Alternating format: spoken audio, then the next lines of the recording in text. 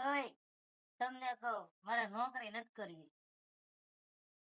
એલા ભાઈ, હું બાપાને મનાવી લઈ, તું વાત ને સમજ નહીં. લે હું બાપાને વાત કરતા હોઉં. લે બાપા, હું છે? મારા હારાનો ફોન આવ્યો હતો કે અમારી દીકરીને તમે નોકરી કરવા દેજો એમ. બાયું નોકરી કરશે ને તું ઠામડા ઉટકી દે. એવું શું હોય બાપા? ઠામડા ઈ તો એને નોકરી કરજો બાપા.